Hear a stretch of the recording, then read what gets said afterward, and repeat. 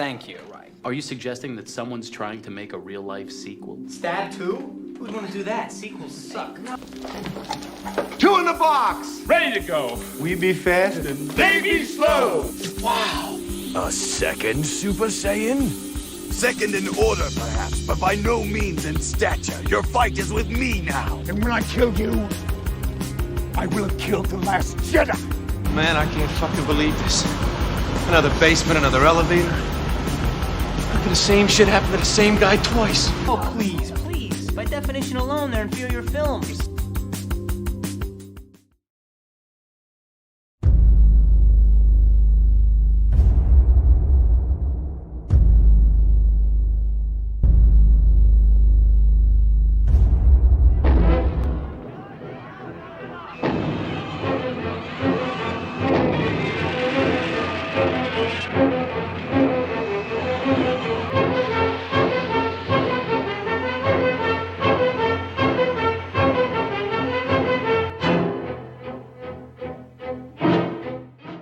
Well, hi everyone. Thank you for tuning back into Inside the Sequel, your home for sequel love and attention.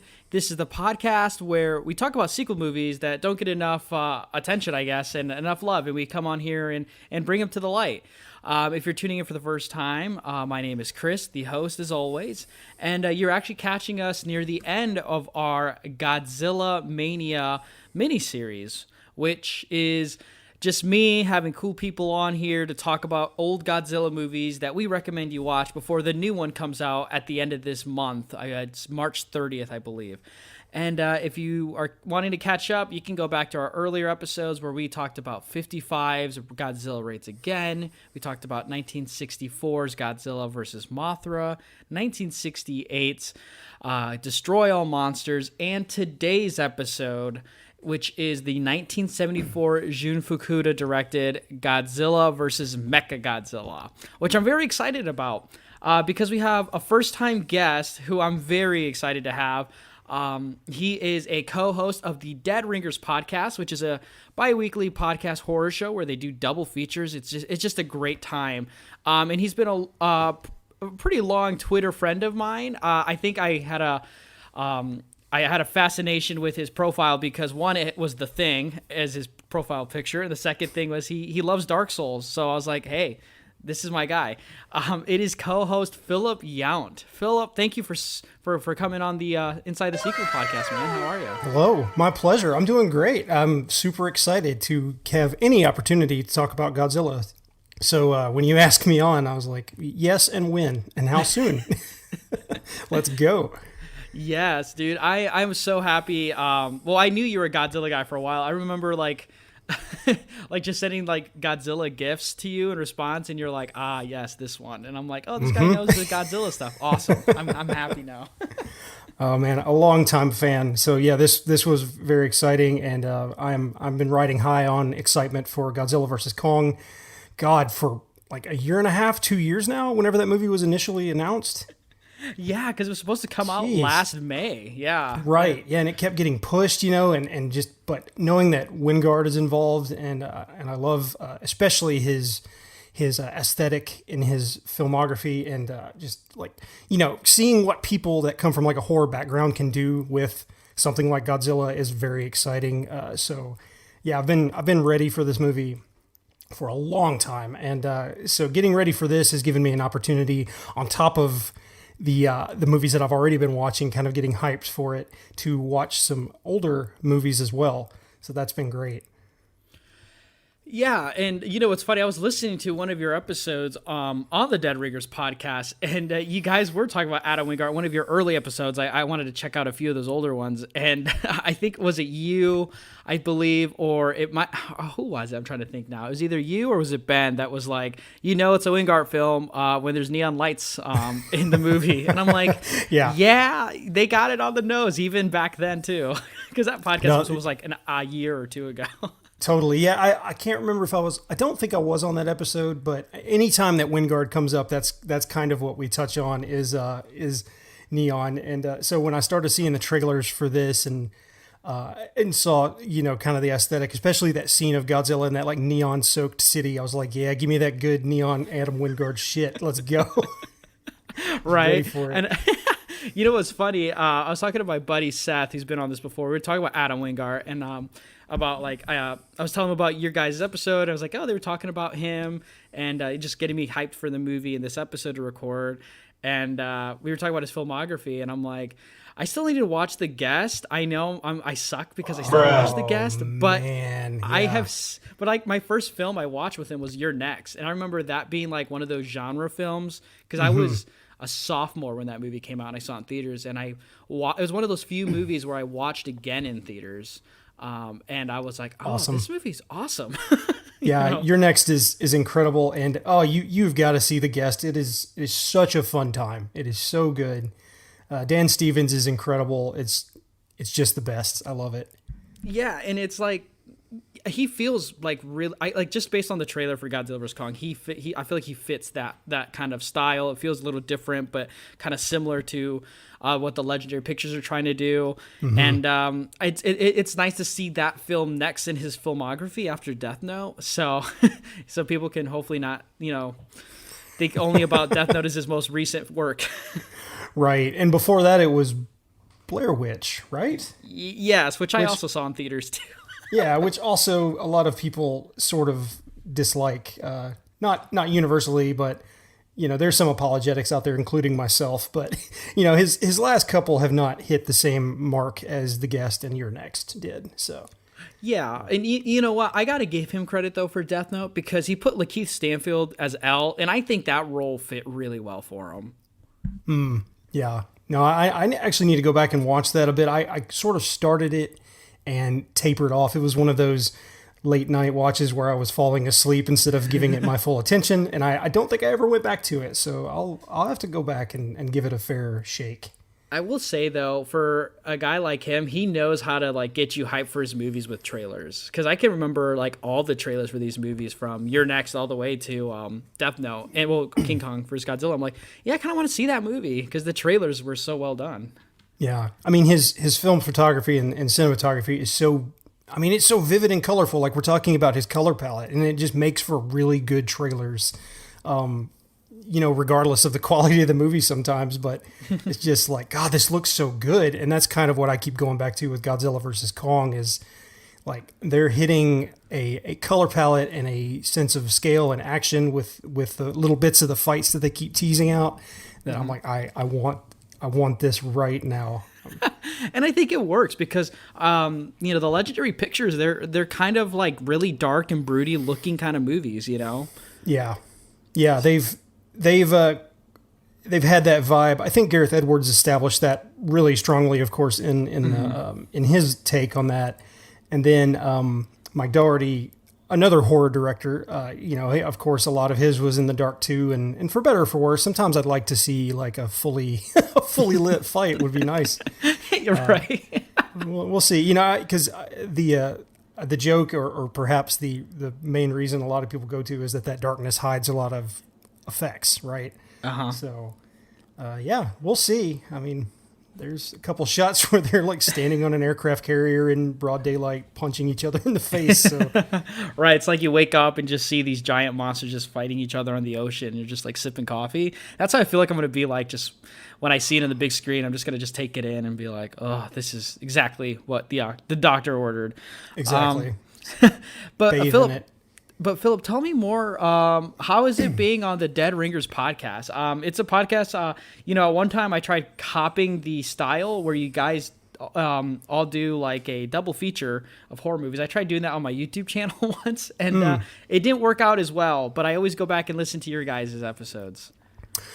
I have loved it so much. So I've known Nolan for quite a while. For anyone that's not familiar, the host of the show, Nolan McBride, and Kat.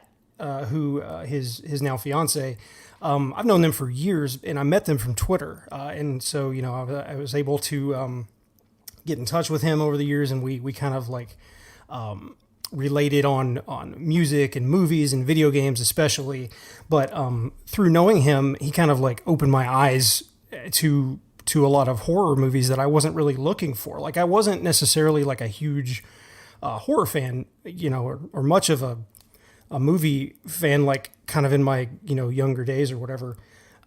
And just into my adulthood, I've really kind of jumped in on that. And being a part of that show has just really made me turn a corner and just really appreciate and seek out things, especially a lot of horror. Of course, for the show, that kind of ends up happening. But it's awesome. And you gain such a great appreciation for movies, and you start looking at, the whole show is about double features and that they share certain things that you could call like a trope, or themes that, like, some people may look at as being like, well, they're just ripping this thing off, or, oh, this is the same as what they did in that. It's, whatever. But you start looking at those things as these like connecting threads to where people take that similarity or that trope, but they have their own thing to say about it, or they use it kind of as an homage to that thing, and it's intentional. And it's really cool. It's kind of opened my eyes to the way that I watch movies. Yeah, when you're all your guys' chemistry is great. I love how you all remind me of like kind of like my friends in high school when we'd like hang out in our basement and watch like movies or play video games, and we just kind of like talk while playing or watching those things. It's what it feels like when I listen to it. Awesome. And you all have like this chemistry that just really works well. It's like somebody will say like, oh, I'm just like, the anime nerd. And then someone's like, okay, we cannot start this episode talking about anime because we'll be here all day. And I'm like, ooh, but I kind of want to hear that too. Well, and then it ends up happening, right? Like sometimes we will go on a 30-minute tangent about just whatever. But, man, I love those guys. It's they're such a great bunch, and they're so smart, and I love hearing their perspective on film. And I don't come from the same critical background that a lot of them do. Like there's like have brilliant analysis of things that I would never even really think about, and like being able to talk to them and work through it on the show has kind of made it where I do now a little bit more. So I. Sometimes I feel like I'm just happy to be there, but I love hearing their input and insight. Oh, I mean, it just feels like a round table of everyone just saying one thing and then agreeing and being so nice about it. I feel like when you do like double features and stuff, and when listening to it, I can tell when one of you all like it a little bit more than the other, but even then there's still that respect. It's like, this part didn't do it for me, but I still enjoyed this parts of it. And that's what I like about podcast critiques, and especially when you do things like double features, one might not live up to the one you watched before or vice versa. And there's still something to take away. And you all do like more modern horror movies that I've missed out on, like things like The Guest. You talked about, like, I've seen The Babadook, but like, that's being talked about, in one of your episodes. And then you're doing like those throwbacks with like those Fulci. I was listening to the House by the Cemetery one just because like I was like, oh, I wonder what input they have for the character of Bob. And it didn't disappoint. So where are we gonna live? I wish. You get me some candy? Hello, my name is Bob. My daddy's here to do some research. I did my best, only Mommy wouldn't listen to me. Parents never listen. They always do what they want. Mommy, I saw the girl from the old house. See the doll she gave me to play with? Oh, Bob. Yeah. God love him because no one else will. Yeah. And I'm convinced the dad in that movie is like, he's like a discount Donald Sutherland. I'm convinced every time I watch it. I'm like, that's like Come and or what? Yeah, Come and See, or no, that's another movie. Sorry, Don't Look Now with Donald Sutherland. I'm like, I feel like him in that is basically the knockoff version in House by the Cemetery. Yeah, totally. Yeah, no, it has been really exciting and awesome to also, like, speaking of House by the Cemetery, like, that was the first episode I was on, and we were talking about that along with We Are Still Here, which I wanted to be on because I wanted to talk about that movie, like, anyway, because I love Ted Geoghegan and I love We Are Still Here. And so, like, I would have never watched House by the Cemetery, to be honest. Like, at that time, I wasn't really looking at Italian horror, and I was still very much, what they were calling, like, the horror newbie or whatever. And it was so wild to watch this movie and be like, this is one of the most batshit things I've ever seen, and it rocks. It's so fun. Yeah, and so every episode we do, whether it's a movie that I've like loved for a long time or have never seen, there's this level of appreciation that comes from kind of watching it to that level of sort of analyzing things to see, you know, those similarities it shares with something else. And I've come away from every single one, even movies I don't typically even like that much, to be honest, with this newfound appreciation for them. Yeah, and I definitely agree with you there, Philip, and I just love how the podcast tackles, especially it's harder for someone like me who like is so like if we're talking about sequel movies, a lot of times I'm watching a lot of older movies, you know, and you know, I'll be on Daniel's Cobwebs, so we're watching older movies, and a lot of times I forget to watch newer released movies or catch up from this past decade's released movies. I'm very late to the party with a lot of them, but but your podcast and you all there really kind of helped me fill those gaps and like bringing some of them like to my attention. And also just any podcast that kind of recommends and talks about Hellfest is always going to be something I pay close attention to.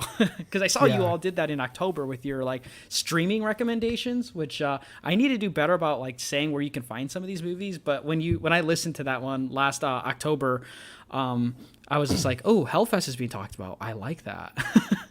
Yeah. Every single episode as we're recording, I have my phone sitting by me, and I have a notes app page that's movies to watch. And so, almost without fail, half of the movies that someone mentions, I'm writing down like, oh, need to see that. Haven't seen that yet. That's on my list. I need to go back and see it, because it's such a vast genre, and it has been a vast genre since like the 1920s, right? And so there is just so much to see, and it's always exciting, sometimes to the point of option paralysis, where you're just like, fuck, like I can't decide what am I going to watch. And so yeah, like it's nice to have a group of people that are passionate and seeking it out and offering like, you know, something that you probably either would have missed or would have never gone back to look at, and being like, this is super good, you'll love it, you should watch it, you know. And that is something else that I've just really enjoyed about being a part of that group. Yeah, for sure, dude. And so you got a fan right here. So I really appreciate what you all are doing. And I always look forward to when you post another episode.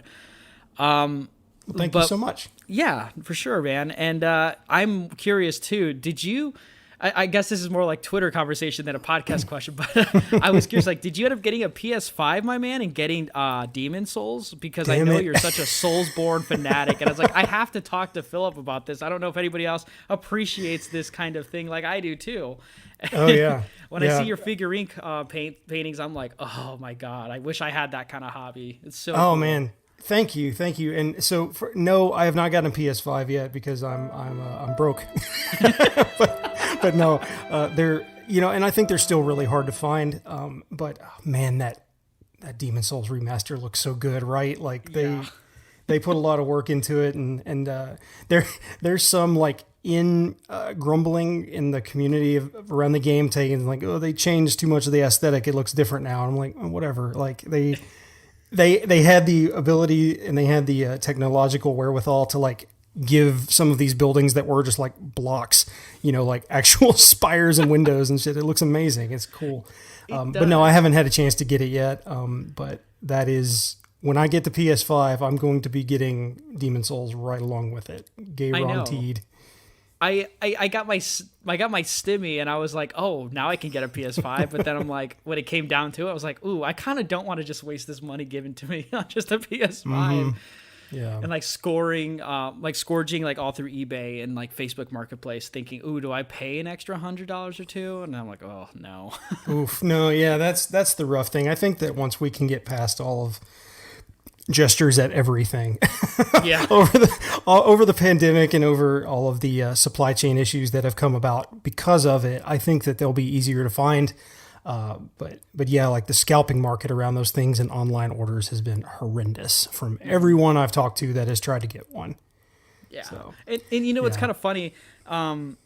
It's just like what I love about your aesthetic, at least on your Twitter page, is that you kind of all these things that you enjoy, which are things I also enjoy, is all has like some sort of characteristic that's similar. So like we love the Soulsborne stuff, and I know you're also like a big H.P. Lovecraft guy, and You also love Godzilla, and a lot of those things all have in common are these giant monsters and creatures. And I'm wondering if you're like me, if like you just like the lore of these giant, fascinating things. I absolutely do. And you know, the lore craft of the Souls games is a big part of what drew me into it, beyond just incredible creature design. You know, just these amazing monsters that have they feel like they have history about them, right? There's something regal and awe-inspiring about this massive dragon or this undead knight that you're having to square up against, and they're memorable. In Lovecraft fiction, or more specifically cosmic horror, so much of that is, stereotypically it's massive tentacle monsters, but Cthulhu may as well be a kaiju, right? Like he's just a huge elder thing, the same way that Godzilla is a huge elder thing. And so, yeah, I've just always been drawn to it. And the same thing, a lot of the Cthulhu mythos stuff is so captivating, and just the kind of the strange connections that these things have, or some of the stories that establish a history of why they are, not just what they are, right? And so, yeah, a lot of that I could literally tie back into my fascination with Godzilla when I was a kid. Yeah, and exactly. No, you just said it perfectly. Big monsters growing up as a kid was my thing, and you think oh man, even Lord of the Rings, you see the ring wraiths, riding those dragon serpent things, and then you think watching Godzilla as a kid and seeing how grand scale it is, and a big thing for me too is concept art. I don't talk about it too often, but in my free time I love and this stems probably from Shadow of the Colossus when I first played it as a kid, is just the concept art of giant creatures is so fascinating. And you can kind of, read through what the artist's interpretation of what they wanted these beings to be and how they would, react to things. And that kind of brought, when you think of storyboarding with films, you can see and that's why I love those early Star Wars DVDs where they had an extra disc for bonus features, because I would watch the featurettes where they're going through the concept artwork of aliens that they wanted for the movie and how things would look, and I'm like, oh, that is so cool. And then you see that in video games, and you get art books when you pre-order some games now. I just spend an hour or two just kind of looking through that, and it's just so fascinating. Totally. Just seeing the amount of art that goes into an endeavor like a film or a video game, especially where, they're creating environments and creature concepts and costuming and all these things. It's incredible, and it builds out a world and makes it feel real. But I'm sitting here right now looking at a Bloodborne official artworks book, sitting, within arm's reach, that I just kind of grab when I need inspiration for something. Because, man, just going back to From Software, they design creatures like very few others do. And that game specifically, Bloodborne, is just really, as a fan of giant monsters, eldritch horror, and science fiction and creatures and Dark Souls things, that game is kind of everything I love compressed into this orb of perfection. I love it so much. No, I'm with you there, man. I mean, I'm thinking about getting into Magic just for the sake of knowing that there are Godzilla Kaiju Magic cards. Yes. And I like to look at because I think only one of my friends has the only Godzilla one, but I wanted to see how many more there were, because I'm just a weirdo like that. And I've been telling my buddy Seth, I'm like, how come you bring out Magic? Why don't we play with the Godzilla cards? And he's like, have you seen the prices on those? And I'm like, no, it's just a card. It's I left card games behind with Yu-Gi-Oh and Pokemon. Yeah, I just want the artwork, man. That's all I care about. Yeah, no, I had a Shin Godzilla artwork as my phone background forever after that set came out. And Biollante and Mechagodzilla, I was just like, these are incredible. Yes. And talk about in crazy cool concept designs, Biollante may be the most fascinating kaiju of the whole Godzilla films. Oh, easily one of the most fascinating kaiju I've ever seen. This giant plant, it's amazing. And again, talking about the lore, we'll get into it because that is a sequel I was going to recommend when we start discussing that aspect of things. But man, just the the origins of that creature on top of the design of it and the evolutions it goes through. It's so good. So good. Yeah, and it kind of has a sparkle of, like what you said earlier, that cosmic horror as well too, like with the daughter and just like, you know, it just feels kind of otherworldly. Right. And there's like a tragedy and an empathy you feel for it beyond it just being this big malevolent thing, like, you know, like what its origin is, and that's something that's, you know, you feel for the scientist and you feel for the creature itself. It's really incredible. Yeah, and they did that all the way in 1989, which is crazy to think how early. And they never kind of did anything like that again. But yeah, we should do a Biollante episode now that I'm thinking about it. The only thing is, it's such a hard as hell movie to get a hold of physically, and it's not streaming unless I think it's on an archive website that you can stream for free, but I don't know how legitimate it is. So archive.org is all Creative Commons, I believe, that I think Toho, if I'm not mistaken, and I could back this up if you want to like put it into like a source note or something for the show, but it's all Creative Commons, and I think that it was actually put there by Toho, and I think that everything that's there is legitimate. Like I'm almost positive that that's the case, that it's not piracy because it is all Creative Commons. Well, damn, that is awesome news, because that's also how I watched Godzilla 85, the American version, because I don't care about the Americanized version that comes out like a year after the original Japanese cuts, because I just don't care to see Raymond Burr really that much. I understand.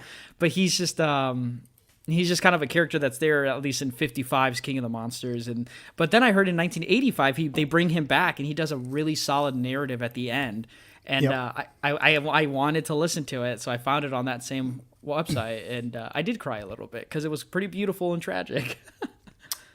The ending of that movie is really something. Yep, totally. Yeah. So Philip, this is your first time on Inside the Sequel, and I like every guest who's new to this one. I need to know, what are some sequel movies that like you're a stan for? Like these are like, you know, these are yours, like your babies. Like give me some sequels like that for you. Sure. Yeah. I was racking my brain a little bit because I didn't want to do the easy go-tos, which are of course Aliens, Terminator, Judgment Day. Like those are the ones that everybody loves already. So, you know, everyone's like, okay, sure, next. So I was thinking of Creep 2 was one that came to mind from 2017. Have you seen that? I have not. Creep have you seen 2. the first Creep? I'm not even aware of Creep. What is this? Okay, so Creep is a movie by Patrick Kakbryce that was written by him and also Mark Duplass, who's the lead in the movie, and he plays a serial killer who lures a kind of fledgling filmographer to his home and then proceeds to basically like not legitimately torture, but like psychologically torture for like an entire day where he gives off this energy of like, I'm a lonely, really awkward guy, but I'm also a psycho. And so he's fascinating and funny and charismatic and charming. And like his character is just like, I don't want to hang out with you because you're scary, but I also like want to see where this is going. And it's such a great movie. The first Creep, I think it's on Netflix still, but that's where I first saw it. And so Creep 2 is the same guy, and he is kind of down in the dumps about his, as funny as this sounds, about his serial killing career, where it's just, he's getting bored with it and disenfranchised with his life. And he's considering just kind of just being done with everything and kind of ending it all. And so he finds a woman named Sarah, who is kind of another like fledgling filmographer. She has a documentary web series where she will meet kind of eccentric people on Craigslist and spend a day with them. And it's this sort of voyeuristic, not really exploitative, because she kind of like tries to relate to these people, but they're very strange and sometimes to the point of being kind of dangerous. And so he reaches out to her, and she's kind of meant to be his next victim, right? Unless she films him for a whole day and so he's constantly trying to terrify and intimidate her. But because of her experiences, she's like, what are you doing? Like, why are you jumping at me? Or why are you wearing this stupid mask and stuff? And so their dynamic becomes this funny, like, he's trying so hard to freak her out and it's not working. And they almost develop like a friendship, but it's this like oddly friendly, hostile charisma. And it's just like, it's a really captivating sequel to a very captivating movie. Oh my God, this movie sounds awesome. And It's it's so a fun. Blumhouse production too. So one, shout that out. And two, when you said Mark Duplass, I was like, oh, I really want to see that then. Yeah. No, I believe that both are on Netflix, or at least that's where I first saw them. And yeah, I love Creep and Creep 2. So. Oh man, this mask that he's Mark Duplass is wearing is crazy. Oh man, the wolf mask. It's scary as hell. You know, Mark Duplass is one of those. I've only seen a couple of his works, and I've enjoyed them a lot. Him and Jay. My buddy Seth is such a huge fan of the Duplass brothers, and he's always telling me about their works, and they wrote a book that he's read and he's absolutely loved. But I've never heard of Creep. But yeah, they are both on Netflix, like you said, and they're good Duplass runtimes, about an hour 20. You know, that good sweet spot. I like that. Yeah, they are a perfect group of movies to either double feature because of their length, or just kind of pop on one night. You know, get you a drink and just enjoy the ride. They're wild. So this looks awesome. Solid picks, Phil. Thank you. Yeah, and then I have another one who that you could probably call a guilty pleasure, but fuck the idea of guilty pleasures. If you like something, just like it. So I know you're all about that too, Chris. Yeah, I'm like smiling. I'm like, oh no, you're totally right there. Love what you love. That's you know, and who cares? But my wife and I love Pitch Perfect, and Pitch Perfect 2 is the sequel that I would also call out. It's Are you familiar with those at all? Have you seen either one of those? I am very familiar with them. I've never actually watched the movies, but my sister, who's 18 now, she like watched these first two movies like on repeat constantly. And when that cup challenge was such a bingey thing, oh God, like, she was like all about explaining it and telling me about it. And I was just like, what even is, like, you know, the Pitch Perfect movies? And she would explain them to me, and she talk about it all the time. I almost felt like I did watch these movies, except the third one. Yeah, so the third one was not good. It feels like three movies tried to be smushed into one, and it's just none of it is very successful at all. Outside of just kind of like hanging out with the characters that you like, if you're that invested in Pitch Perfect, but. The first Pitch Perfect, you know, I think a lot of people would agree is really good and really fun. And my wife actually not necessarily introduced me to that movie, but she was like, it's really good. You want to watch it with me? And I was like, a movie about acapella? Like, not really, but okay, I will. And ended up liking it a lot. And Pitch Perfect 2 is more or less like I said, kind of like hanging out with characters you already like. It's not like a hugely plot intensive movie. It's a lot of it is kind of built around just like watching these talented singers perform together and hang out and travel the world and go to like a world a cappella championship, but it has a great cast. There's a lot of good cameos. It's really funny. I don't know. I just like it. It became one of those movies where, like, if it's a rainy day and we have nothing to do and we're just stuck in the house, or like me and my wife have both had a rough week with work and stuff, and it's like, man, just put on something we know we're going to like and is really comfort food, you know, and we can just turn off. And that is exactly our relationship with those movies. We just, they go on in our house like once a month at least, sometimes more. That's so awesome. And you know what the thing is, I've never actually heard bad things about the Pitch Perfect movies. I do know that Elizabeth Banks does direct those, which I thought was Yes. cool. It was The part of second the one specifically, yeah. Yes. Okay. So Yeah. she did the second one. Yeah, she's in all three, and she's very funny. They're like a panel of quote unquote acapella experts who are like giving like you would have a commentary table at like a basketball game. They're offering that for acapella, and it's this like kind of antagonistic relationship with the main characters, but it's really funny. Oh, you see, Pitch Perfect to me, it kind of reminds me of like the modern update for like the Bring It On series, you know, or like the Step Up series, Yeah. and from the 2000s, which I actually enjoyed those a lot too. So maybe I need to like do a binge down the Pitch Perfect trilogy. I think that you would really enjoy the first two. The third one, not so much. Like I don't know. Like I said, it's too many ideas that don't really work well together. But then there's even more ideas on top of that also don't work well together. Like it feels kind of duct taped together in a weird way. But hey, I mean, at least you have Anna Kendrick in it though. So it's true. That's true. She's always charming and funny. So. Yeah. Well, dude, shout you out for Pitch Perfect too. I love hearing like the sequels that we don't talk too much about on here, and they're like uniquely yours. I love when I have guests on here who like talk about a sequel movie and they're like, I own this one. This one's kind of like my movie. Yeah. So I've got one horror, one comedy, and I felt like I would be doing a disservice if I did not bring some Godzilla recommendations as well.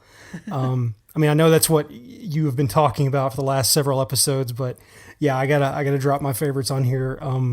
Yes, sir. Like we just talked about, Godzilla versus Biollante, one of the most incredible kaiju designs in film history. It's just amazing. The evolutions it goes through, the scale of it, the story of the movie itself, like the human drama is fantastic. Great movie. So, and then also Godzilla versus Hedorah, which is from the 60s. And, it's just insanely fun. Just another really cool creature design, one, but two, like an absolute acid trip of a movie. Out of the polluted waters it came, to become the most fearful menace that ever threatened mankind. Feeding, growing ever more deadly on smog. Only one force dared stand up to its overpowering evil. Godzilla! Godzilla versus the smog monster. Will Godzilla, man's friend, be vanquished? More than 1,600 dead have been reported, while other casualties are expected to exceed 30,000. Nothing man can do can stop the smog monster. Can Godzilla save the Earth from this mastodon of destruction? It really is. And you know what's funny? That Mike Scott, who was on for the last episode, him and I were talking about Hedorah, and it would have been interesting to see what Godzilla could have done like against Hedorah in like an updated version in like the Heisei series, you know, because even at the Showa, you know, the goofy, charming look of the Showa era, the Hedorah kaiju is still kind of like the anomaly where it's like its own kind of weird thing. I mean, Jun Fukuda and Honda didn't direct this movie. It was Moriyoshi Banno, I believe, who I think it was his only movie in the Godzilla franchise. I could be wrong, but I'm pretty sure, at least in the show, that's his only movie. And it was probably the most outspoken since probably 54. Yeah, no, I absolutely agree with that. Especially, you know, like there's an entire musical number about saving the ocean, which is so on the nose. I love it. But, God, like, yeah, just the music and the aesthetic of that and the weird little animated interstitials that are almost cartoonish, but, you know, of like Hedorah, like slurping an oil tanker. Yeah. But then also crossed with Hedorah being like lethal and incredibly deadly. Like many people in that movie die from it just like flying overhead and gassing them with poisonous fumes. It's intense. It comes in that era where a lot of the Godzilla movies were kind of like, I mean, silly is a word that comes to mind because, you know, Godzilla is much more like the friendly hero. But then you have this just like awful blob with these horrific eyes. It looks like a freaking Shoggoth from the Mountains of Madness or something. And it's awesome. Yeah, it's such a cool creature design, and I love that one. And I'll tell you too, if I would love to see either a sequel to Shin Godzilla featuring Hedorah. I would love to see like that take on creature design, like brought to Hedorah. That would be horrifying. Or just like a legendary Hedorah would be super cool, I think. Oh, I think either of those is amazing. Mike Scott said the same thing. You guys you're even from the same apple of good and evil there. You guys know like what needs to happen, because I agree. It needs an update, because it is such an important kaiju monster that never really got its proper. I mean, the movie didn't do super well. If anything, it was more of a promotional video that was used by Toho to further pollution. But even though it does kind of bring everything so into your face, I think it doesn't do it in a disrespectful way. I mean, if anything, it's an essential watch for how to, take care of things. And I think it really kind of kickstarted the whole cleaning the air for Japan in a way in the 60s. And I still can't get over how terrifying Hedorah, like you said, it is a terrifying kaiju design. Just like the red beaming lights that go between the mush and the garbage that's just covering it. It's still really terrifying to see. And it's also one of the few kaiju movies where you consistently are seeing Hedorah throughout the movie, whether it's in its little spaceship form or when it's just kind of like standing upright. Yeah, no, totally. Like there's just so many aspects of it are so strong. And yeah, like it's so kinetic and wild. Just like throughout the whole movie, it has this vibe that is very energetic. It's a really fun watch. Yeah, and it has like that 70s show, kind of like, how in between scenes of that 70s show where it's like acid trippy and everyone's jumping. Yeah. They kind of have that in this movie too, which I kind of enjoy. Yeah, like there's a literal like more or less acid trip scene where, the woman is on stage singing about Save the Ocean at like a club, and a guy is seeing people with like fish heads because he's like puts his drink away. He's like, I've had too much. Yeah. And it's kind of scary what happens to them in that nightclub, because Hedorah shows up. I mean, totally. It is a really dark movie. I think it's underplayed for how dark it actually is. And the ending is such a weird ending for a Godzilla movie, because technically Godzilla wins, but it doesn't feel like Godzilla really won. Right. Yeah, it's something else. I that's one that I actually for the first time saw only a couple years ago, and just was blown away by it. I was kicking myself for waiting as long as I was. Yeah, I was really curious to see if Banno was going to make another Godzilla movie after that, but he really never got it. I don't think he got an opportunity after that. I do know that he is well respected for it. I think in the Criterion Godzilla box set, or book set, I guess, whatever you want to call it. There is an interview with him and Ishiro Honda, and they're just interviewing each other and talking. And I'm like, of all the directors that did the Showa Godzilla movies, it was Banno that they chose to talk to Honda, and it was just really interesting to see. Yeah, that's awesome. Mm-hmm.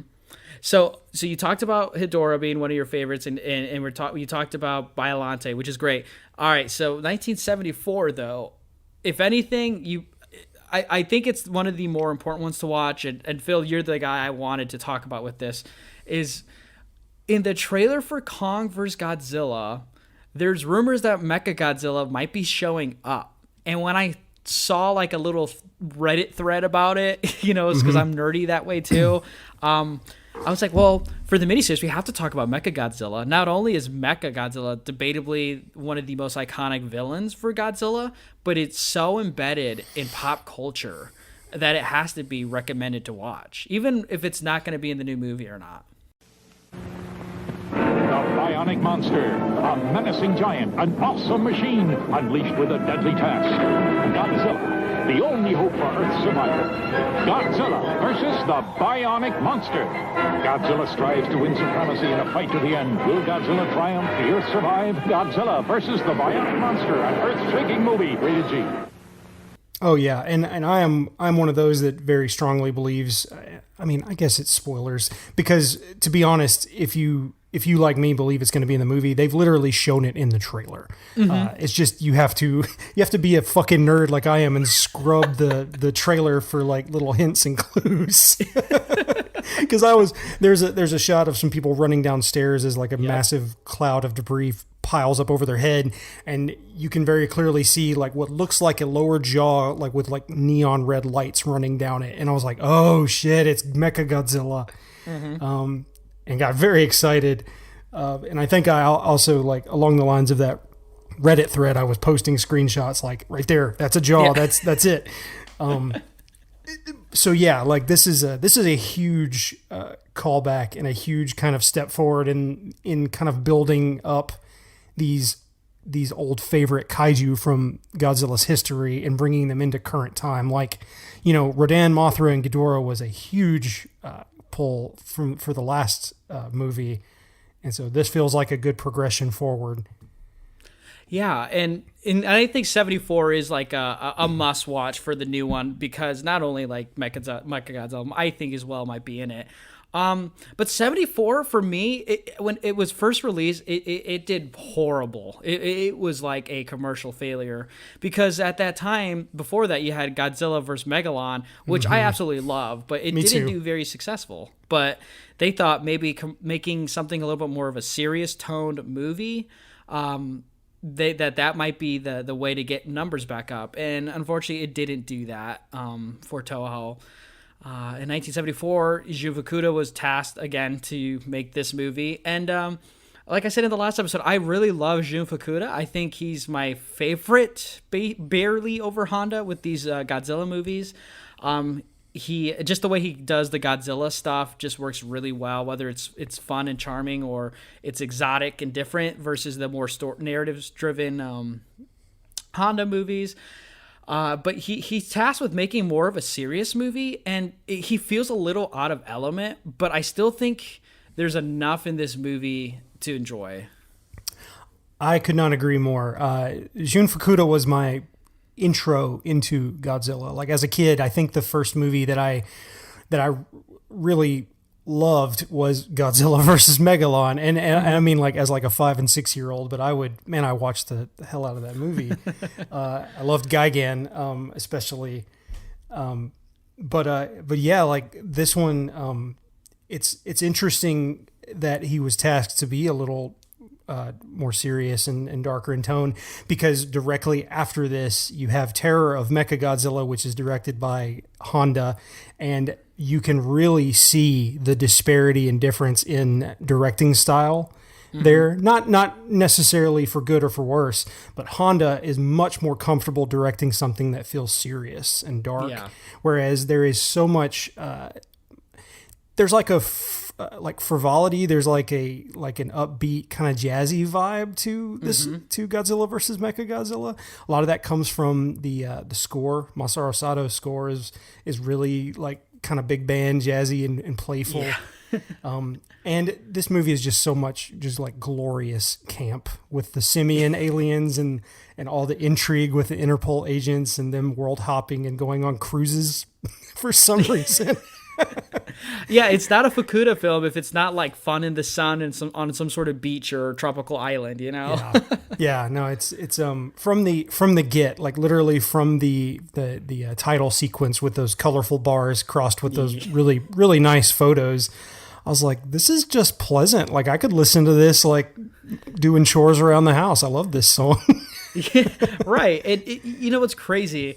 So they wanted a character to be very iconic and kind of like a stronger than Godzilla, because you know a lot of these movies, Godzilla will need some help or he'll come out on top. But I know Toho, when wanting to make this movie, they wanted to capture the audience, so they said make something that's going to confuse the audience with surprise while also making them question whether Godzilla's gonna win this battle or not. And I think the one of the best scenes in this whole movie is the introduction to Mechagodzilla, because at first I was confused myself, because you see Anguirus there, and I love Anguirus when he's crawling around and talking, but then when I see him get his ass beat, I'm just like, wait, what's going on right now? Yeah, man, poor Anguirus. He cannot catch a break. He just gets his ass beat all the time.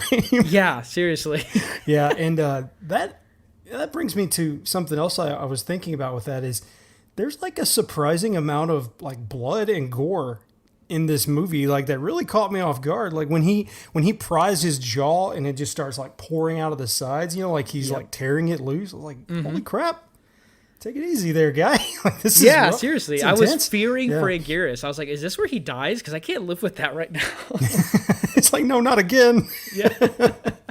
But yeah, and and there's like several instances of like arterial spray in people and also in Godzilla, and it's just like, this is maybe that was part of the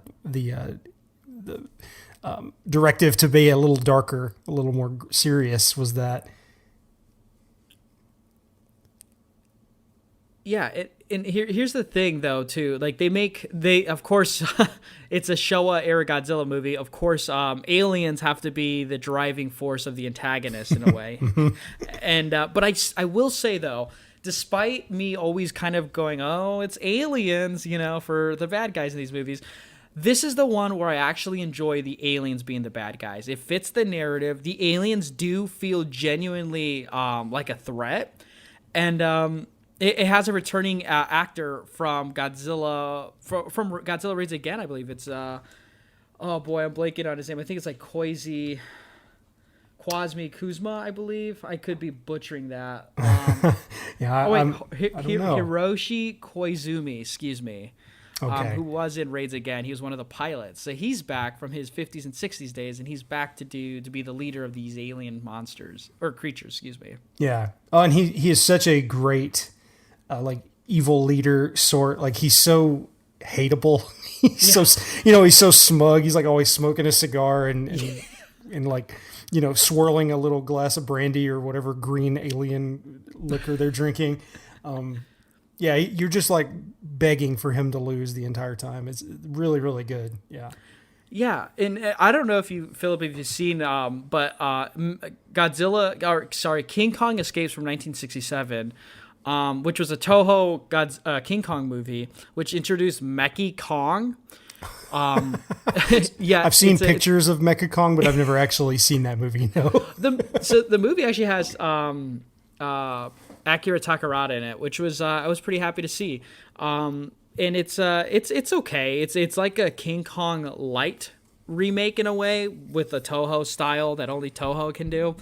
And it has, of course, some aliens of sorts. And yeah, they were really trying to make King Kong, be a part of this Godzilla Toho, Showa series. It works to some extent. But this Mechagodzilla in 1974 was the first time that audiences got to see a mecha creature since that movie. I guess because, in the 70s with sci-fi and cyborgs and you got Jack Jaguar the year before, Toho believed having a mecha copycat was like the thing of the future for Godzilla. Like they thought like this is like the thing that's going to get people going. Oh yeah. Which I think is so crazy. Such a smaller movie influenced, something that would be in pop culture. I mean, even today, Yeah, it's wild. I mean, Mechagodzilla became one of the apex foes for Godzilla, like going forward beyond this.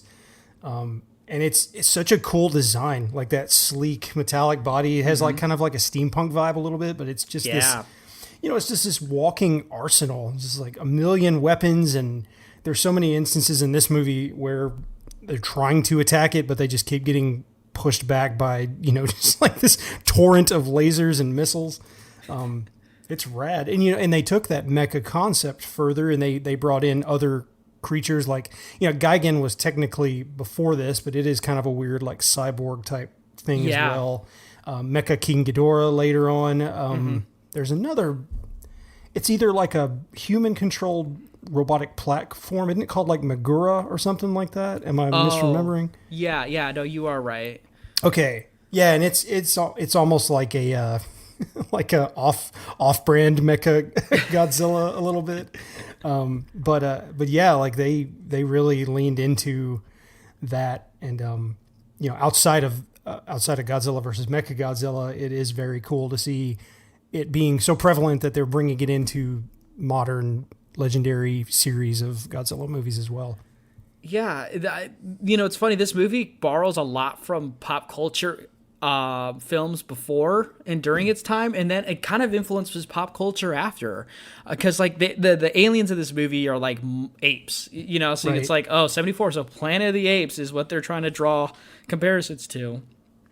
And then they bring in some old, early Showa with Anguirus showing up, and of course the throwback to the aliens. But then it has sort of, which is weird, it has kind of like an Indiana Jones of type opening before Indiana Jones even came out. Yeah, it really does, right? Like they're excavating, or they're going through a cave and finding this space titanium debris. Right. But then later, like going around the dig site, being like, you need to see this, you need to come in here and look at this.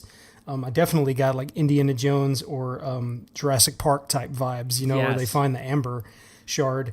And then also there's a bit of like secret agent, with the Interpol agents there, like following these people, and you're not entirely sure whether or not they actually are like villainous or not. Like, I love the way that they portray them as like, you're really not sure of their motives until kind of the second or third act of the movie. Mm-hmm. They're always just kind of there watching things happen. And even then, you have Nanbara, who is the man in the black trench coat, who has every identifier of being like this badass villain. And then you also have Tomura, which is the agent in the white suit, who you don't see near as much, but he's, kind of this shadowy assassin character as well. And so it's kind of a cool take on, it builds on like another element of mystery that this movie has, kind of building on like a thread of mysteries. It does, yeah. No, it's good that you pointed out. I kept thinking it's like a spy versus spy kind of thing, with the black and the white clashing of sorts. Right. I think that was really great. In a movie where, these Showa films go by so quickly. It does the story really well. Like, the human side of the story is very engaging. Usually it borrows some sort of subgenre, and usually the spy espionage is what it does. But it balances that really well with the sci-fi invasion type of subgenre as well. Yeah, and then you lump on top of that kind of this prophecy and mythological element where they know that this Shisa statue does something, but they don't really know what or how it's important until later on in the movie. And it's just, and there's just all these threads that really like snappily move it along and kind of keep things happening. And there's a lot of Godzilla movies, especially in my youth, that I would literally fast forward through the human elements because I was a kid, right? I wanted to watch big monsters kick each other's ass. But going back to these as an adult, I'm like, you have an appreciation for those stories, especially when they're well done like this. And I was captivated by like the kind of like figuring out what was going on with the riddle of the prophecy and all the other elements of the kind of espionage and intrigue that were going along in that too. Yeah, and it does take itself very serious for a Showa film, but then until you get near the end when they bring out King Caesar and break out into song and dance to bring him up, and I'm like, okay, this movie's getting pretty intense right now. I'm really getting into it. Okay, so now we're gonna start singing like it's 1964's Mothra. It's like, oh, yes. Okay. Time for a music break. Let's all open our books to the book of King Caesar and sing to him. Yeah, it was such an out of place part, but you know what? In 1974 Godzilla movies, I'm like, yeah, sure. Yeah, sure. Yeah, exactly. It's just, they all just have that energy about them. And so when it happens, instead of in maybe another movie being like, what the hell is this? It's just like, oh, Godzilla. You're so Godzilla sometimes. Yeah. So for people who haven't seen this, they want to know about it. Godzilla, has to face Mechagodzilla, and Mechagodzilla is basically kicking everyone's ass, but being disguised as Godzilla, which I think is a really, really great idea. I guess that's technically a spoiler, but they do reveal it really early on. And when they face each other, and when that city is like the port is like ablaze and it's pitch black, and oh my god, the scientists are just watching them stare each other down. And hasn't been fully revealed yet who this copycat Godzilla is, because it still has like the same kind of color. It just has a different roar and noise. To me, that feels like something out of almost like, I mean, you didn't know it then, but like now you think it would fit in like the Legendary Pictures movies, where it's just how dark and brooding and everything's set ablaze is, you know? Yeah, watching that for this and getting everything ready and that scene, I out loud, just like, damn, this looks good. Like that is such a great sequence, and the destruction of that refinery or port, whatever they're on, is fantastic. It's just such a good set piece, and the way that they have the scale of the people watching it happen with the monsters, that is a perspective that I just love when they're able to achieve in Godzilla movies. Getting that kind of from the ground look up at these massive things, it's just awe-inspiring. And movies of this era, they don't do that as often. I think a lot of times it's almost like from a human eye perspective, or, if you're looking at something that's hundreds of feet tall, it'd almost be like you're watching it from like a helicopter or the top of a skyscraper. But getting that on the ground look up at something like this is just, that scene filled me with that kind of old awe that originally made me love Godzilla movies. Yeah, it like, I think they do accomplish trying to make this a more serious tone movie, because it does feel like a lot's at stake with this movie. And if you're watching it for the first time, you wouldn't know that there's a sequel that comes out. But for the sequel that is 1975, Terror of Mechagodzilla, Honda directs, the beginning of that movie has that exact scene of the showdown and stare down in the intro, which only lets me know that Honda thought this scene was great from Fukuda, because he introduced it in the intro. Yeah, I did love in Terror of Mechagodzilla how there is that kind of, it's more or less a recap of Godzilla versus Mechagodzilla, and Honda clearly grabs the shots that he loved the most from that movie. And yeah, there's a lot of representation of that scene in that introduction for Terror of Mechagodzilla. Yeah, it's just so weird. I mean, I guess this movie does have some nostalgia because I know when Toho was making this movie, they were like, they want something nostalgic for the older audience, but they also want some stuff for the kids to also grasp. And I think as a kid, I would like, King Caesar and like fighting Mechagodzilla with Godzilla teaming up, I think that's really cool, but I feel like this is a movie for the adults, this is one where you're like, this is kind of badass, Yeah, it toes the line really well, and it feels like there was an objective to kind of honor, the 20th anniversary, which this movie falls right on that for the first Gojira. And and I love that Mechagodzilla is this kind of like evolution, continuation, modernization of Godzilla as a creature, but like as an enemy, but also just kind of like, this is the future. This is something that's science fiction. This is something that could carry us into like a new era of this character. And then you have King Caesar, who, I guess that's an Americanization of King Shisa, which Shisa is like a lion, dog, gargoyle sort of icon that is seen as traditionally as like a guardian or a ward, especially in like Okinawa where the movie takes place. Yes. And and so it's this like, historically representative, like, like almost like a new, I could see it where, people could have latched on to King Caesar more, and it could have come like another like hero for Japan the way that Godzilla did, but maybe it was a little too forced, or maybe it wasn't successful enough that happened, because that's clearly like what they're going for. It's like, this is very much like an extremely iconic Japanese design that's evocative of that. And, we're going to bring that into this too. Yeah, it's kind of like a bridging of like the old gods with the new gods, kind of, if you want to look at the kaiju like that. Because his name, throughout the movie, they call it King Caesar like the king and the ruler of like these monsters, you know, and like it's such a legendary thing. And I you know, it's a guy in a suit, but I think the suit looked really cool. It kind of looked like something out of Power Rangers in a way, Yeah, which I don't say that. Yeah, I don't say that as a bad thing. I think it's really cool and nostalgic to see that. And like we said earlier, this movie feels like it's kind of going for all or nothing, and at points it works out really well. Like when Mechagodzilla and Zilla square off for the first time, I mean, the big G does not come out on top, you know? And he has like this weird, dark training session that, I say dark because it's hard to see, but two, it's like Godzilla's like training himself with like the weather to like build like a magnetic force for himself. And it's weird because you don't see that ever in a Godzilla movie up to that point, and where like he's like training almost and like getting adjusted to this foe. It feels like, you know, it feels like Toho almost wanted Mechagodzilla to take over after this, but just at the last bit they kind of say, well, we still need Godzilla still, you know?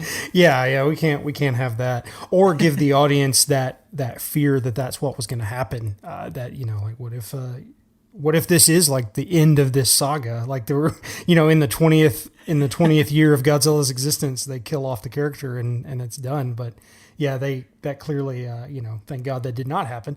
But I do love, to the point of him effectively like magnifying himself or becoming being magnetized. I do love that in this period of Godzilla films, they kind of just give him powers to suit the situation. You know, like he does that tail slide kick thing in Godzilla versus Megalon. Yes. And in Godzilla versus Hedorah, he uses his atomic breath to fly. Yes. It's so good. And so, yeah, whenever he draws the power poles to himself, I was like, oh shit, he's giving himself armor. And I was like, no, he's using a magnet. This is great. He's just like Godzilla Magneto, where he's like drawing it back to himself. And there's some really good, scale model swinging on a rope animation effects where it's like coming back and wiggling around and fall. I was like, this is so awesome. Yes, it feels very Dragon Ball Z Goku Spirit Bomb vibes, you know? Like he's just training and unlocking a new ability to defeat this foe that's easily stronger than them. And I'm kind of with it, you know? It's nice to see that Godzilla isn't all overpowering, you know? He has to like take some L's here and there. Yeah, totally. And you know, like bringing that into the modern day too, and it wasn't, of course, the first time it's happened. It was a callback, but in King of the Monsters, when he goes into like meltdown mode, fucking that scene was so cool. It's just that's the kind of thing that I love about these movies, is when something like that happens and it like raises the hair on the back of your neck, because you're just like, this is so awesome. And you're like fully aware of how powerful Godzilla is, you know, just like this deific being walking. And that was the kind of thing that when I was a kid, I was just like, Godzilla's the best. Yes. And you know what, it doesn't matter what Godzilla movie you watch, but there's always a part in those movies where kind of Godzilla surprises you, you know, like there's like a part where it's fighting or it's being attacked and something strange happens to it. Like the overcharge in King of the Monsters, or especially in Shin Godzilla as well, you know, just like the oozing out of its just trying to recover. You see that in Space Godzilla as well, with the Fire Godzilla introduction. And in this movie too, he's just like, he kind of like loses it because he's tired of that freaking cosmetic beam, which I think is really cool for its time. The cosmic beam that comes out of its eyes and really kind of kicks his ass. I think. Oh yeah. I just love that part where God's just like, you know what, screw it, I'm done taking this beat down, and he just like starts doing the magnetic things, and people are like, wait, what's going on right now? He's created some sort of and they narrate it like it's something crazy, like he's like made his own force field. Yeah. And it's just Godzilla always finds a way to prevail, even if you're not like, you know it's gonna happen, but you don't know how. Right. And yeah, like you said, as a kid, that's just the one thing I always looked forward to. Yeah. No, and in this period, Godzilla even looks more friendly. Like, you know, they give him this almost kind of cartoony facial features, like bigger eyes, and his mouth is almost a grin, like his teeth aren't so obvious. They're kind of like pushed and tucked back, and you only really see him when he like roars.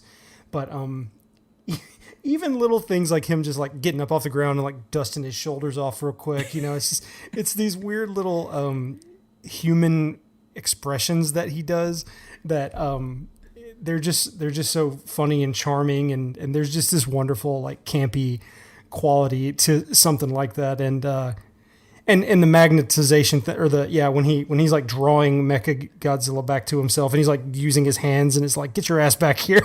it's just great. It's just so fun to watch. Yeah, Mechagodzilla comes at the end of the Showa era, and then it shows up midway through the Heisei series, and then early on in the Millennium series. Mechagodzilla has been in every single era of Godzilla. Yeah. So, I mean, it would almost, why break that tradition and not include him in now these legendary pictures? Exactly. Yeah, and I'm so happy that they're reaching back into this history to kind of keep these things culturally relevant, and it's really exciting. Like, and I see it a lot on Twitter, especially in the last few years with the legendary movies. But so many people I know either discovering Godzilla for the first time or rediscovering it, and talking about how much these movies have been important to them in their life, and it's. Like you said, like a big part of the reason that you and I have been friends on Twitter is like, I'll see that, I'm just like, yes, dude, absolutely. Mm-hmm. Like, I'll just like drop what I'm doing to go watch a movie. Like it's great, and it's cool to see like Mechagodzilla coming forward, and it makes me excited for maybe if they continue with this, seeing something like maybe one day seeing like a Hedorah or a Biollante or another creature like that's been popular in Godzilla's past coming into the current day. Yeah, and like you said, Adam Wingard, I feel like this movie is safe in his hands, Like he does know what he's working on, like from his history, say what you want about the Blair Witch movie and like the Death Note movie, but if you watch the original Blair Witch and then you watch the anime, he really does pay a lot of respects to those original works and brings them to his versions, which I really enjoy. Yeah, me too. I have my druthers with, to be honest, with King of the Monsters. There's aspects of it that I could get into and say that I felt like were a little disrespectful of the history of some of that, but that's kind of neither here nor there right now. Because crap, why is his name just completely leaving my brain? Ken Watanabe? No, Mike Dougherty. Sorry, the director. Okay. I was like, what's his? Because I was going to start hammering on that kind of part of King of the Monsters that I didn't really enjoy. But yeah, I'm sorry. That's the one. No, and that's the one specifically I want to talk about as the way, or would talk about. But anyway, Dougherty clearly had a massive amount of respect for the creatures. Like he treated them with a reverence that was so apparent, like he treated them like gods, like the way they were shot, the way that their powers were manifested and represented, like they feel like he feels the awe for them the same way he wants the audience to feel it. And I felt the same way about Edwards. A lot of people were kind of down on Godzilla 2014. I'm one of those people that loves it. And I mean, and again, it has its problems. It is a little slowly paced, but like when the monsters are there, they are awe-inspiring and incredible to look at, and give me that airport scene where you first really get a good look at Godzilla, and he stomps up, that raised the hair on my arms and neck. I was like, holy shit, this is so good. And then it goes away. Yeah, he's gone, but he's gone for a while. But yeah, for like 45 minutes of that movie. But yeah, I have my gripes with 2014, but I always say though, it has a strong 30 to 45 minutes in the opening because that narrative is so good. Oh yeah, Bryan Cranston and the narrative there is so strong. The character building is good, and kind of bringing this this mystery of of Godzilla coming to life. It really works well. And that's one of my favorite parts. But then for some reason, I don't know why Gareth Edwards turns it into kind of like it feels like I don't know, like Battle Los Angeles type of military grade movie, and I'm like, what happened to that early stuff with the drama, you know? Right. Well, and you know, and again, apologies, we're shifting wildly from movie to movie we're discussing here, but yeah, you know, he does. He gets rid of Bryan Cranston, which I always felt like was a major misstep. I wish that, I mean, I know maybe, I guess script wise, he just kind of ran out of things for him to do or be a part of, because I think he really wanted it to become that, you know, hell drop into the city as the monsters fight. And at one point or another, you know, you just kind of run out of things for Bryan Cranston to do, I guess, in that movie. But I don't know, that was a disappointing decision. I agree on that. But yeah, like, overall, just as far as the perspective and the respect that it pays to the creatures, it was very, very cool to see. Yes, that is a good point, though. There is a lot of Godzilla love when I watch these movies, which I absolutely enjoy. And I you know, being critical of 2014 is too easy to do. You know, it's more respectable when you can find things to enjoy about it. Because when you think about the history of Godzilla, I mean, the human element of Godzilla movies through any of the eras is always a topic for discussion. You know, it's not an Yes. easy thing to do sometimes. And Right. yeah, so you gotta, you know, when you watch these Godzilla movies, you gotta be a little bit more understanding of that, but also like accepting of it, because, you know, there are some really good parts to these human stories. And that's why I think 74 is easily one you need to watch before the new one comes out, because it has a good story. It has some things that we might be seeing in the new one. And it has a lot of, like I said, pop culture references, or it turns into pop culture references after this movie. Shout out Steven Spielberg for putting Mechagodzilla in Ready Player One. That's a scene in that movie. We're jumping from so many movies, but Yeah, I know. but like, I mean, that just shows you the impact of Mechagodzilla and like why you kind of need to watch its roots, because you can watch different iterations of it. But I feel like 74 is like the right place to start, obviously. Yes. Yeah, I agree. And right, like you were doing, tying us back into the movie we're I'm trying really hard supposed to be because I talking wanna about. Yeah. No, it is a really good place to start. Kind of if you're wanting to get excited about the new one, or just otherwise, like, it's just a really good example of a Godzilla movie that kind of toes the line between taking itself seriously and also being a lot of fun. Because, you know, there's aspects of it, like I said, like the score, that never are very serious at all. Like, even Mechagodzilla's theme is this really upbeat, like doom doom doom doom. You know, it's like very jazzy, like, oh, let's fight.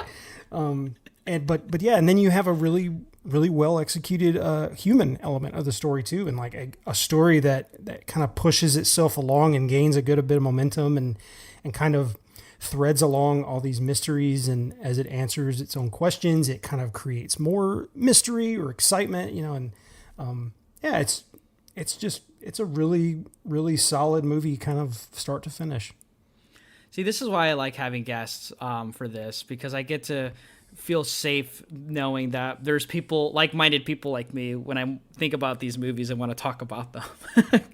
And that's what you've done, Philip, dude. I really appreciate your insight on this movie, and just being, you know, from one Godzilla nerd to another, and having Michael Scott and having Lindsay Wilkins as well. Like, I really appreciate your love and just like your knowledge of the Godzilla stuff, because like I couldn't do this on my own, and like having people like you on really makes it more fun and easy for me. And Philip, I really want to thank you for that, man. Oh, it's my pleasure. Thank you so much, Chris, for having me on. And like I said at the beginning of this, it doesn't take much to kind of get me on a roll talking about Godzilla. It's sort of like, oh, did you say Godzilla? Let's go. Okay, cool. So no, it has been a joy of my life for most of my life, and it's so exciting to share that enthusiasm with another person and kind of take other perspectives and look at a film kind of from those different angles that people bring to it. And I've very much enjoyed this. Thank you. Yeah, no problem, Philip. And I hope I can get you really back on here again. I hope I didn't scare you away bouncing from so many different movies for one episode. I should have kept a ticker, because I'm surprised how many we bounced from, but I love doing that. Oh yeah, no, it's all good. And you know, like we said earlier, like this series has spanned so many decades. It's hard to kind of stay in one in one place, because those themes and those creatures and those elements of it that you love, they just span that whole stretch of time. So yes, Philip, thank you so much, man, for hopping back on. Hopping on for the first time on here. I really would love to have you back on again, if you're cool with that.